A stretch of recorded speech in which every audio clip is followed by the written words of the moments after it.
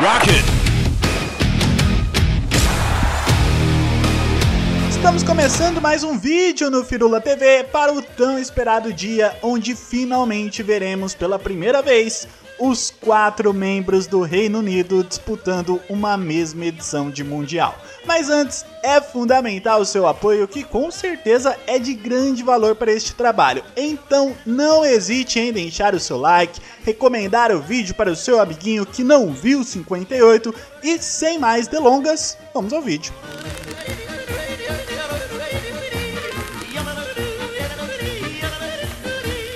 No episódio anterior falamos sobre a máquina húngara de Puskás, a reconstrução do nacionalismo alemão, o previsto fracasso brasileiro, enfim, se não viu, veja. Mas voltando a 58, teremos de retroceder novamente para 50, mas fiquem tranquilos, não falaremos de novo daquilo, mas sim da escolha para a Suécia como sede de 58. Durante o torneio no Brasil, Suécia e Argentina manifestaram interesse em sediar a edição de 58, já que a de 54 já havia sido definida 4 anos antes. E em congresso realizado pela FIFA no Rio de Janeiro, os suecos receberam a honra de hostear a 6ª edição da Copa do Mundo. 55 seleções se inscreveram para as eliminatórias em busca de uma das 14 vagas ainda disponíveis para o Mundial. E neste momento, 2 grandes surpresas: Itália e Uruguai, únicos bicampeões até então, ficaram de fora da Copa. Os italianos surpreendidos pela Irlanda do Norte, que ao vencê-los na última rodada ficaram com a vaga. Já os uruguaios atropelados pela seleção paraguaia. O humilhante 5-0 na última rodada das eliminatórias acabaram por tirar a Celeste da Copa de 58. Além dos maiores campeões de fora, as 2 grandes sensações de 54 não chegavam com tanta força em 58. A Alemanha Ocidental, classificada pelo mérito de atual campeã, chegava com uma seleção bastante parecida com a da Copa anterior, porém também envelhecida, com Fritz Walter, principal jogador da equipe, já nos seus 38 anos de idade. Já a Hungria chegava com uma forçada renovação, já que a Revolução Húngara de 1956 fez com que vários atletas de destaque em 54 deixassem o país e a seleção. Entre eles Puskás, que deixou o país no mesmo ano para viver na Áustria e posteriormente, em 58, na Espanha, atuando no Real Madrid. A ausência de campeões e o enfraquecimento de destaques da Copa anterior poderia enfraquecer o nível técnico de 58. Poderia. O avanço da mídia esportiva ao redor do mundo fez com que antes mesmo do início do torneio, jornais e veículos de comunicação de todo o planeta já destacassem as grandes seleções daquele torneio.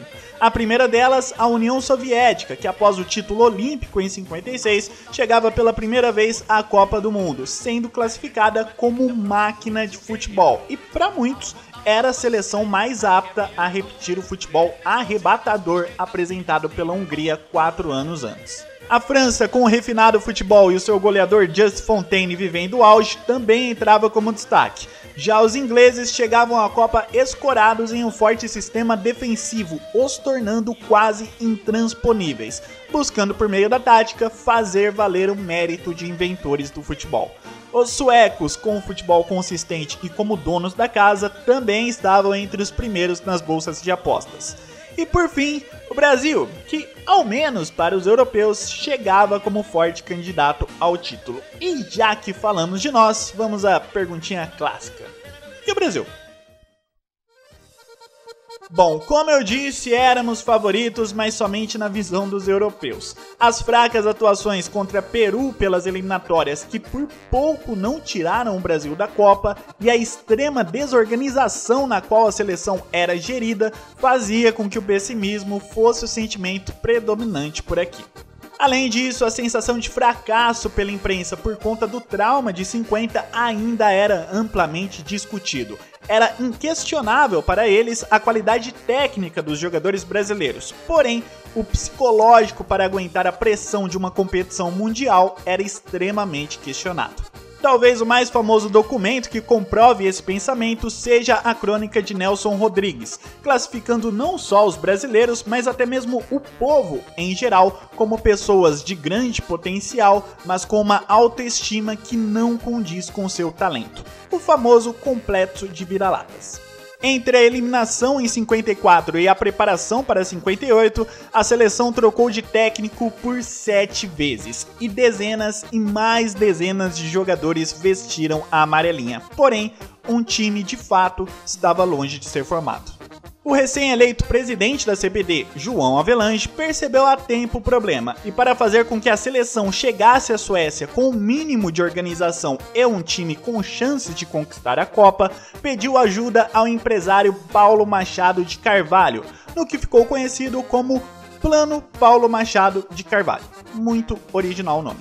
Com carta branca da CBD para gerir a seleção, o empresário primeiramente definiu uma recheada comissão técnica, com grandes nomes da medicina, preparadores físicos, psicólogo, espiões de seleções adversárias, roupeiro, enfim. Algo que hoje pode parecer básico no futebol, mas que na época era novidade para a seleção brasileira. Entre as escolhas, Paulo Machado optou por Vicente Feola para o cargo de técnico, devido à proximidade e o fácil convívio que ambos tinham. Um total de 33 jogadores foram convocados por Feola para a preparação inicial. Como na época, jogadores que atuavam fora do Brasil por diversos motivos raramente eram convocados pela seleção, os craques Evaristo de Macedo e Julinho Botelho acabaram de fora, dando oportunidade para duas jovens promessas ocuparem as suas posições, Pelé e Garrincha. Porém, foi por pouco que ambos não acabaram de fora do Mundial. Primeiramente, Pelé, que em um amistoso de preparação contra o Corinthians, acabou lesionado. O próprio rei chegou a pedir que fosse cortado da seleção, mas os médicos garantiram que havia tempo para a recuperação.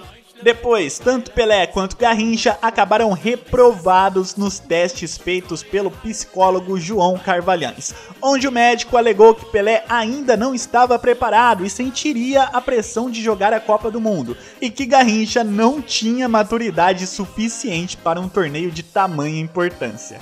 Felizmente, os testes foram ignorados por Feola, que incluiu ambos na lista final dos 22 convocados para a Suécia. Além da dupla, a seleção tinha como destaques o seguro goleiro Gilmar, o capitão e zagueiro Bellini, o mestre da folha seca e líder Didi, o já veterano Djalma Santos, o agudo Nilton Santos, os goleadores Mazola e Vavá, além do multitarefa Zagallo, que durante o torneio acabou se tornando um pilar da equipe pela sua capacidade de variar posicionamento de acordo com o momento do jogo, assim possibilitando um apoio mais agudo dos laterais, além de também ajudar a preencher espaços no meio-campo. Bom, mas passadas as eliminatórias, estavam definidas as 16 seleções que disputariam a 6ª edição da Copa do Mundo. E ao contrário de 54, agora temos um regulamento bem menos complicado. 4 grupos onde todos jogam contra todos e os 2 primeiros avançam para o mata-mata. Simples e fácil de compreender. No dia 8 de junho de 1958, todos os jogos da primeira rodada foram realizados, mas coube aos suecos o pontapé inicial, 3-0 contra o México. A França, com uma imponente vitória e 3 gols de Fontaine, também já mostrou logo de cara do que era capaz. A seleção brasileira, ainda sem sua dupla invicta, conseguiu uma ótima vitória contra a Áustria. Os 2 gols de Mazola e 1 de Nilton Santos deram ao Brasil a liderança do grupo após o empate em 2-2 entre Inglaterra e União Soviética. Porém, no jogo seguinte ficou claro para todos que faltava algo a mais. Com Pelé ainda se recuperando de lesão e Garrincha de fora por questões táticas, a seleção brasileira não conseguiu superar o forte sistema defensivo inglês, onde mal passou do meio-campo, resultando na primeira partida sem gols da história das Copas.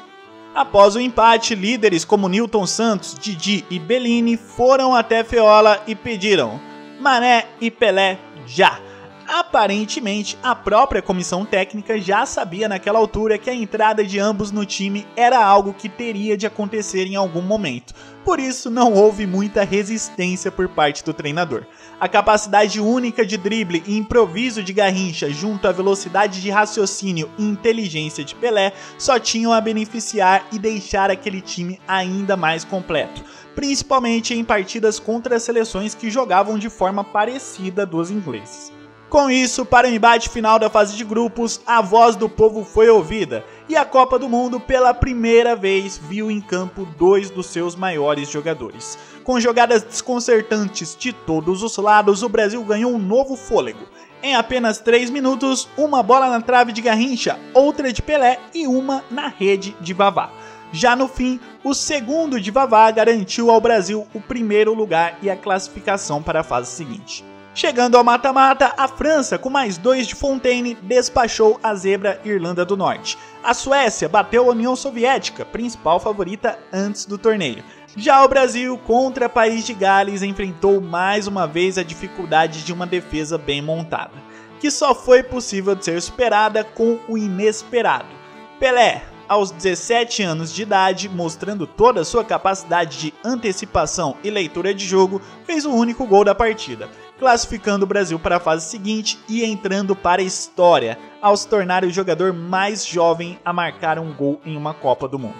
Nas semifinais, a Suécia de virada venceu a atual campeã, garantindo assim a sua vaga na final. Na outra partida, França e Brasil. De um lado, o melhor ataque da Copa do Mundo até então, e do outro, um time em ascensão. Da calma e serenidade de Didi aos improvisos de Mané, o Brasil mostrou a sua superioridade. 5-2 com direito a hat-trick do menino Pelé. E mesmo eliminado, teve gol do Fontaine aqui também. Estava definida a final da 6ª edição da Copa do Mundo. De um lado, os suecos, donos da casa e praticantes de um futebol que até não podia encantar, mas que se mostrava extremamente consistente naquela competição, e do outro, a irreverência, o improviso, a magia e o cagaço. Sim, não adianta negar, o fantasma de 50 ainda apertava orifícios em 58. Tudo era motivo para um pezinho atrás e entre esses motivos, mais uma vez, sobrou para o uniforme. Como suecos e brasileiros usavam a cor amarela, por sorteio a seleção brasileira acabou tendo de escolher outra cor de camisa para a final. E como não havia sido preparado um segundo uniforme, uma nova vestimenta teve de ser encomendada às pressas. O acontecido acabou baixando a moral dos jogadores brasileiros, que só foram se reanimar quando Paulo Machado de Carvalho usou o famoso discurso associando a cor azul do novo uniforme ao manto de Nossa Senhora Aparecida, assim usando a fé dos jogadores como estratégia de motivação. Até chegou a se cogitar uniformes brancos para a final, mas a lembrança de 50 fez com que essa ideia fosse rapidamente descartada. Com uniformes recém-costurados, Brasil e Suécia entraram em campo em um início irreconhecível da seleção brasileira. Logo aos 4 minutos, Lidholm abriu o placar para a Suécia. E aqui, mais uma vez, temos um dos tantos momentos mágicos da história das Copas. Didi, ao perceber o desespero dos jogadores brasileiros, fez o que só um líder é capaz de fazer. Ao invés de pedir pressa, pediu calma. Caminhando lentamente, ignorou todos os pedidos de agilidade dos seus colegas para a reposição. Com poucas palavras, mas uma atitude enorme, esfriou o jogo e a cabeça dos nervosos brasileiros, fazendo assim nossa seleção finalmente entrar em campo. Em 2 lances geniais de Garrincha e 2 tiros certeiros de Vavá, o Brasil terminava o primeiro tempo à frente. Com cada vez mais confiança, aquele time foi se soltando, a começar por Pelé. Tímido até então naquela final, fez isso aí. Zagallo também deixou dele, e por mais que os suecos tenham diminuído, mais uma vez, Pelé, mostrando aos 17 anos o quão completo já era, apresentou ao mundo uma espécie de novo esporte. Esqueçam o futebol inventado pelos ingleses, porque o nosso é muito mais divertido. Curiosamente, a decisão não teve um apito final, já que após perceber a bola entrar, o ainda adolescente Pelé, de tanta emoção, acabou tendo um desmaio em campo. Nada grave, mas ainda assim preocupou por alguns instantes tanto brasileiros quanto suecos. E como o jogo já estava nos acréscimos, acabou terminando por ali mesmo. Ao receber a taça, Bellini, o capitão brasileiro, estava cercado por fotógrafos e jornalistas. Assim, os demais jogadores pediram para que ele levantasse o troféu para que todos pudessem vê-lo. Dessa forma, o lendário zagueiro eternizou o gesto que viraria o símbolo de todo o time campeão. Jornais de todo mundo foram praticamente unânimes ao comentar o futebol apresentado pelo Brasil na competição. Elogios de todos os lados e até mesmo dos suecos. O jornal local Svenska Dagbladet classificou a final e o sentimento do povo sueco naquele dia da seguinte forma: nós suecos, voltando para casa, pensamos que acabamos de assistir a uma final de uma beleza excepcional. Do fundo do nosso coração, estamos contentes em ter visto o título mundial atribuído ao Brasil. Just Fontaine, com 13 gols em apenas 6 jogos, não só foi o artilheiro daquela Copa, mas também obteve um recorde que continua ativo até hoje, como o jogador com maior número de gols em uma mesma edição de Mundial. Ao todo, 6 jogadores integraram a seleção do campeonato, incluindo Djalma Santos, um dos poucos remanescentes de 50 que jogou somente uma partida em todo o torneio, justamente a final, por conta de uma lesão do lateral titular de sorte. O fantasma de 50 finalmente estava exorcizado. Sem mais medos ou complexos, a partir daquele 29 de junho de 1958, o futebol brasileiro estava pronto para mostrar do que era capaz. Bom, galera, vou encerrando o vídeo por aqui. Eu espero muito que vocês tenham gostado. E se sim, peço encarecidamente que você dê um like para ajudar o conteúdo e compartilhe o vídeo para pessoas que gostam de futebol e que, assim como nós, estão ansiosas pela Copa daqui a alguns meses. Não esqueça também de se inscrever no canal, caso não seja inscrito, e acompanhar os outros vídeos que agora estão sendo postados com um pouco mais de regularidade. Fica aqui também a lembrança de que na descrição do vídeo tem vários links de fontes e referências, entre elas a famosa crônica de Nelson Rodrigues sobre o Complexo de Vira-Latas, que curiosamente foi escrita 3 meses antes da conquista brasileira. Não é um texto longo, tem aproximadamente uma página só, então dá pra ler de boas e também ter aí uma noção desse pensamento que era perpetuado na época. Enfim, grande abraço a todos vocês, brigadão e valeu!